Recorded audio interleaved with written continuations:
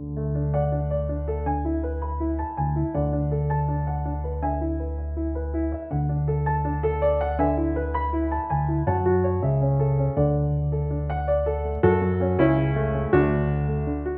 bien. La siguiente declaración, la quinta en nuestra lista. Tengo sed. Vamos a orar. Padre, tenemos mucho por aprender. Queremos apreciar más al Señor Jesús. Ayúdanos a comprender su sufrimiento, no para sentir lástima, sino para comprender mejor el plan tuyo, lo terrible del pecado, lo asombroso de tu misericordia y tu gracia y tu amor. Gracias por este tiempo. En el nombre de Jesús. Amén. Siguiente afirmación. Tengo sed. 2 palabras nomás.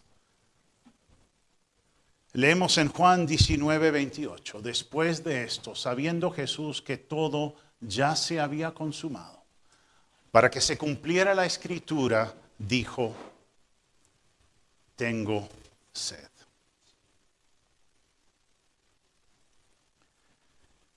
El Señor Jesús fue crucificado a las 9 de la mañana y soportó las 3 primeras horas en la cruz a plena luz del día.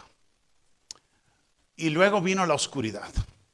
Cerca del final de esa segunda tanda, esas segundas 3 horas, fue que Jesús gritó, Dios mío, ¿por qué me has abandonado?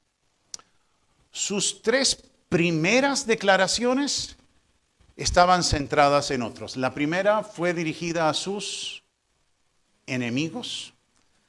La segunda afirmación fue dirigida a el ladrón arrepentido. Y la tercera a Juan y a María. Las 3 primeras afirmaciones centradas en otros. La declaración central estaba enfocada en el Padre. Dios mío, Dios mío. El Señor Jesús se sometía a la voluntad de su Padre. La declaración más corta que hizo Cristo desde la cruz fue, tengo sed. Es la única en la que Él se refirió a sus propias necesidades. ¿Cómo es posible que el que prometió otorgar agua, tal agua, que uno no volviera a tener sed? ¿Cómo es posible que el que podía brindar agua viva tuviera sed? ¿Cómo podría el creador de los ríos y de los océanos tener los labios resecos? El hombre que tiene en sus manos todo el poder del cielo y de la tierra sintió sed. Él hizo milagros para otros, pero no los hizo para sí mismo. Cuando sintió hambre en el desierto, rehusó convertir las piedras en pan. ¿Recuerdan? Esa fue la tentación. Y ahora, colgando de la cruz, no hizo aparecer agua para calmar su terrible sed. Leamos el contexto de esta afirmación. Considerémosla. Juan 19, 28 al 30. Después de esto, sabiendo Jesús que todo ya se había consumado, para que se cumpliera la escritura, dijo, tengo sed. Había allí una vasija llena de vinagre. Colocaron pues una esponja empapada del vinagre en una rama de hisopo y se la acercaron a la boca. Entonces Jesús, cuando hubo tomado el vinagre, dijo, consumado es. Jesús era verdaderamente hombre. Tuvo un cuerpo real. Él participó de experiencias humanas. Nació, creció, comió, sentía hambre, bebía y también sentía sed, dormía y también sentía cansancio. y experimentó dolor, enojo y muerte, como los demás seres humanos.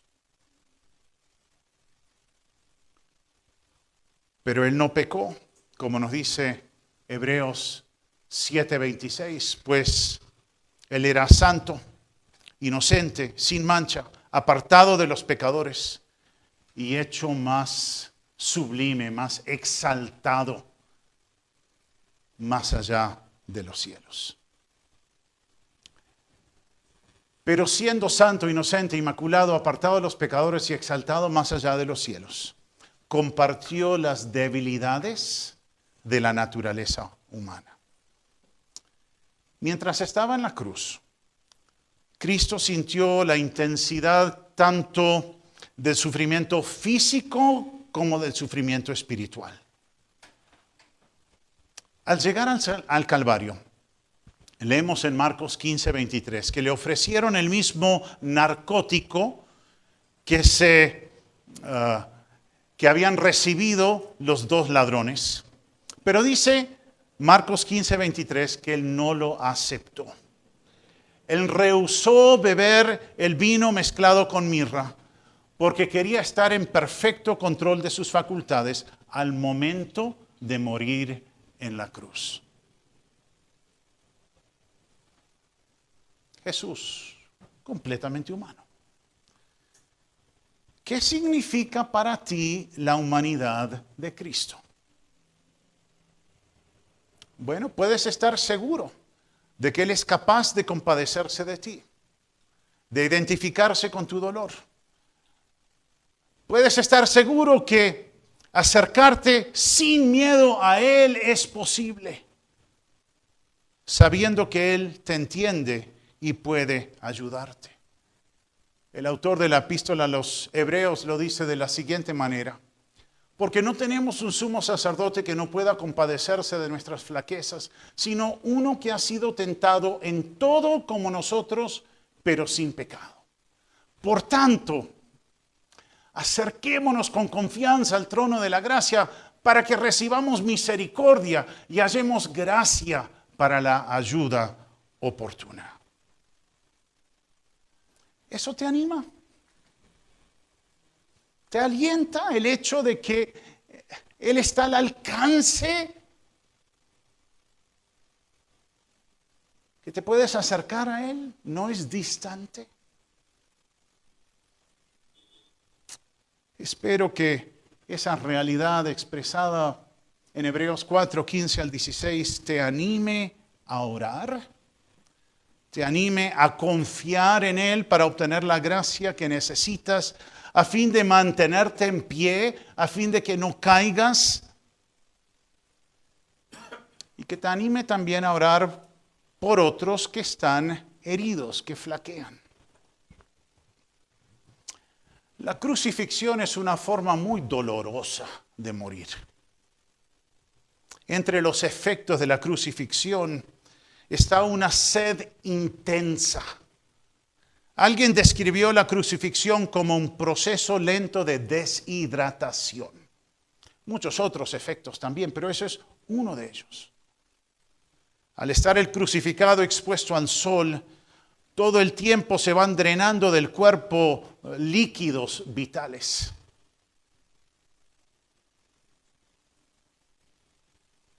Aparte de expresar la realidad de su deshidratación, Juan 19:28, donde dice que Él dijo eso para que la Escritura se cumpliese.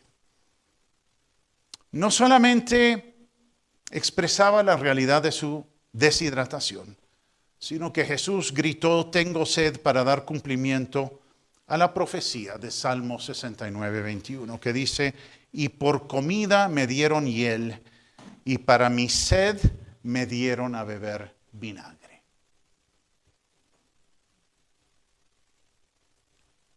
¿Sabes? Más de 20 veces en los 4 evangelios encontramos frases como para que se cumpliese la Escritura.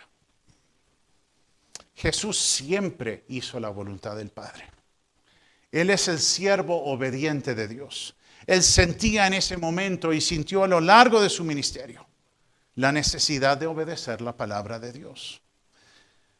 Él mismo afirmó, Juan 4:34, mi comida es hacer la voluntad del que me envió y llevar a cabo su obra. Volvieron sus discípulos de haber ido al mercado ahí en Sicar y le dijeron, Jesús, ¿no tienes hambre? ¿No necesitas nada? Y él dijo, la verdad, tengo lo que necesito, porque mi comida es hacer la voluntad del que me envió y llevar a cabo su obra. ¿Te llena la palabra de Dios? ¿Anhelas la palabra de Dios? ¿Qué lugar ocupa en tu programa diario tiempo a solas de comunión con Dios en su palabra? Lo más importante para un hijo de Dios debe ser conocer la voluntad de Dios y hacerla. Pero no sé cuál es la voluntad de Dios si no estudio la palabra. Y necesito de su poder, necesito estar conectado con Él para obedecer lo que yo sé que debo hacer, que me cuesta. Pero su poder es suficiente. Debe ser más importante para ti que cualquier otra cosa, conocer la voluntad y hacerla. La voluntad de Dios y hacerla sin importar lo que cueste esa obediencia. Sean cuales sean las consecuencias de someterte a la palabra de Dios. Las instrucciones del Padre para sus hijos están en su palabra, la Biblia. La Biblia no es un libro mágico que podemos abrir sin pensar y descubrir la voluntad de Dios. Eso no es piedad, eso es superstición. No es fe. No es abrir la Biblia al azar. Más bien debemos estudiar la palabra de Dios de forma sistemática y disciplinada. No es agarrar un consejito aquí y un consejito allá y listo a la vida. No, es comunión con el Padre por medio de su palabra. Estudiar la palabra de Dios de forma sistemática y disciplinada y llevar a la práctica lo que aprendemos. Al leer la Biblia, al meditar en sus verdades, al obedecer lo que Dios dice allí, el Espíritu Santo ayuda a los hijos de Dios a tomar decisiones sabias y a vivir en la voluntad de Dios. A vivir de la forma que se describe en Proverbios 3, 5 y 6. Confía en el Señor con todo tu corazón. Y no te apoyes en tu propio entendimiento. No hagas lo que te nace. Reconócelo al Señor en todos tus caminos y Él enderezará tus sendas. Al considerar tu vida, ¿refleja sometimiento a la voluntad de Dios? O sea, ¿hay orden en tu vida? ¿Resultado de haberte sometido a la palabra de Dios? ¿Tienes la disposición de tener algunas necesidades insatisfechas por amor a Él? O sea, lo que más te importa no es tu comodidad, sino que Él sea glorificado, que se cumpla su voluntad. ¿Estás dispuesto a sufrir incomodidad, a padecer necesidad? Si eso es lo que Él quiere. Jesús siempre se sometió a la voluntad del Padre. Para el creyente, la gloria del Padre debe eclipsar todo sufrimiento, todo dolor. Porque si yo soy siervo y Él es el amo, lo que importa no es la voluntad del siervo, sino la voluntad del amo, ¿verdad?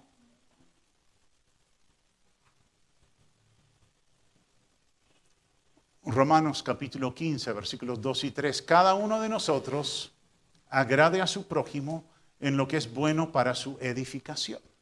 Una vida centrada en otros. No mirando primero por lo mío, sino por los otros. Pues ni aun Cristo se agradó a Él mismo. Antes bien, como está escrito, los insultos de los que te injuriaban cayeron sobre mí. Una vida enfocada en el servicio. Por amor al Padre, por amor al prójimo. Es interesante cuando leemos Hebreos 2:10, enterarnos que Jesús fue perfeccionado mediante su obediencia a la voluntad del Padre. Y esa voluntad del Padre incluía sufrimiento. O sea, el punto no es que pares de sufrir. El punto es que comiences a depender más de Dios. Jesús fue perfeccionado mediante su obediencia a la voluntad del Padre. Y esa voluntad incluía sufrimiento. Porque convenía, dice el autor de la epístola a los Hebreos, convenía que aquel para quien son todas las cosas y por quien son todas las cosas, llevando muchos hijos a la gloria, hiciera perfecto por medio de las aflicciones al autor de la salvación de ellos. ¿Cómo fue hecho perfecto? Por medio de aflicciones. Ese es el plan de Dios, fue el plan de Dios para su Hijo Cristo, es el plan de Dios para sus hijos hoy en día. Si Jesús necesitaba sufrir para cumplir a cabalidad la voluntad de Dios, ¿por qué habríamos de estar exentos nosotros del sufrimiento? Luego de gritar, Dios mío, ¿por qué me has abandonado? Jesús sintió sed. Fue hecho pecado por los pecadores. Finalizó, completó la transacción para lograr nuestra salvación. Y soportó el castigo que merecíamos por nuestro pecado. Y luego sintió sed. Su sed fue el efecto de la agonía de su alma. Su sed fue el efecto del temible calor de la ira de Dios. La sed de Jesús dejó en claro su anhelo de volver a estar en comunión con el Padre. Porque sed también es una metáfora de un anhelo profundo. Luego del tiempo terrible de separación, el anhelo de Cristo era volver a estar en comunión con el Padre.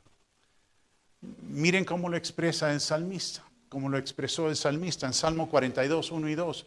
Como el ciervo anhela las corrientes de agua, así suspira por ti, oh Dios, el alma mía.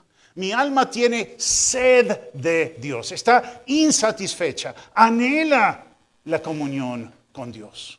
Mi alma tiene sed de Dios, del Dios viviente. ¿Cuándo vendré y me presentaré delante de Dios?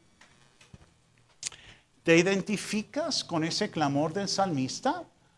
Uy, wow, eso es como que es muy espiritual. No, yo no soy así, yo soy como que común y corriente y voy los domingos y bueno, pero tampoco quiero ser tan fanático. No, eso es cristianismo normal. Un anhelo profundo por conocer más a Dios. Una dependencia sobre Él en todos los aspectos de la vida. No un dominguero, no un cuando tengo una necesidad oro. ¿Anhelas intensamente tener una buena comunión con Dios? ¿Es más importante para ti eso que cualquier otra cosa?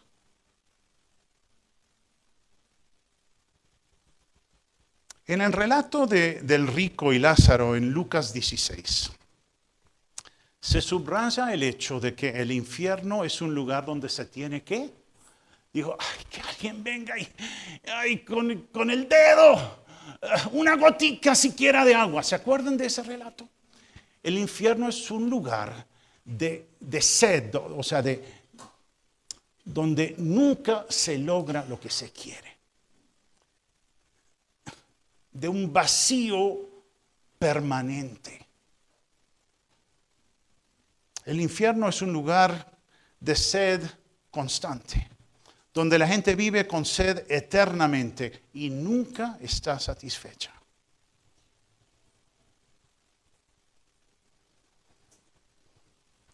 Y el Señor Jesús le preguntó a Pedro en Juan 18:11, debería decir ahí Juan 18:11. La copa que el Padre me ha dado, ¿acaso no he de beberla? ¿Y cuál es la respuesta a eso? Si Él vino a hacer la voluntad del Padre y el Padre le había dado una copa para beber, ¿acaso no iba a beberla? Y la respuesta es sí. Él bebió la copa de sufrimiento que estaba destinada para mí, para ti. Y al beber esa copa, Él puede ofrecer el agua, que quien la toma no vuelve a tener sed jamás. En Juan 2, Jesús convirtió el agua en vino. En Juan 4:14 le dijo a la mujer samaritana, pero el que bebe del agua que yo le daré no tendrá sed jamás, sino que el agua que yo le daré se convertirá en él en una fuente de agua que brota para vida eterna. Interminable. Jesús le estaba hablando allí en Juan 4:14 a una mujer que estaba tratando de encontrar satisfacción en el pecado.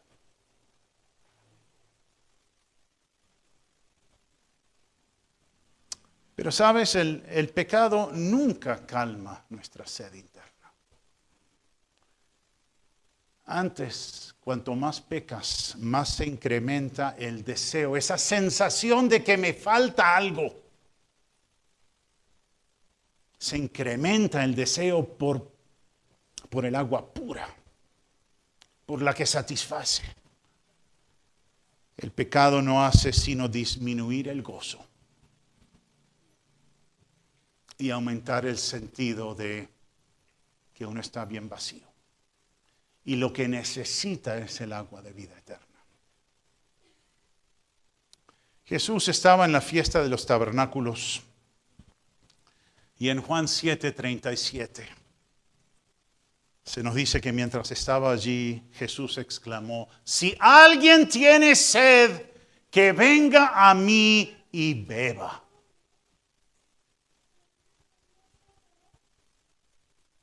Éxodo 17 nos cuenta cómo Moisés golpeó la roca. ¿Y qué pasó cuando él golpeó la roca? Fluyó agua y satisfizo la sed del pueblo. Jesús fue golpeado por nosotros en la cruz para que pudiéramos recibir el agua de vida que satisface eternamente nuestra necesidad espiritual. Si miras Apocalipsis 7:16, te cuenta de algo que no va a haber en el cielo. ¿Saben lo que no va a haber en el cielo? No va a haber sed ni hambre. ¿Te imaginas lo que es estar en... Hay algunos, a veces los adolescentes, que siempre tienen hambre, ¿verdad? Y algunos adultos también. Pero es interesante que Apocalipsis 7:16 dice que en el cielo no habrá sed. Y la última invitación de la Biblia, Apocalipsis 22:17, es a aceptar el agua de vida que Dios ofrece. ¿Y cuánto vale? ¿Cuál es el costo de esa agua? Vengan y compren sin dinero, gratuitamente. Entonces en el cielo no va a haber sed.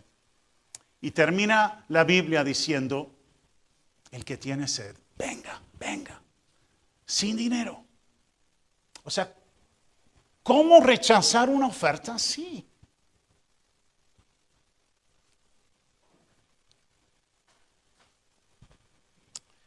Jesús experimentó sed agonizante para que tú pudieras beber del pozo de agua viva. Bebió la copa de muerte para que nosotros pudiéramos beber la copa de vida. Confía en Cristo. Y si confías en Él, tu alma nunca volverá a tener sed. La pregunta hoy no es, ¿tienes sed? Porque en verdad todos los seres humanos tenemos sed por la verdad, sed por Dios, sed de perdón. Muchos no comprenden su necesidad o cómo satisfacer su necesidad. Y si la comprenden, rehúsan creer que la única forma de satisfacer su necesidad es depositando su confianza de salvación en la obra de Jesús. La pregunta de fondo, la más importante es, ¿qué tanto continuarás sediento. Si crees en Jesucristo como tu único Salvador y Señor, nunca más volverás a tener sed. Pero si rechazas su oferta de salvación, estarás sediento no solamente hoy, sino por toda la eternidad. Vamos a orar. Padre, gracias porque podemos confiar en ti. Gracias por Jesús que satisface las necesidades más reales, más profundas, más significativas del ser humano. Gracias porque Jesús experimentó sed, alejamiento de ti, a fin de que nosotros pudiéramos estar cerca, satisfechos, con todo lo que necesitamos ahora y por toda la eternidad. En el nombre de Jesús. Amén.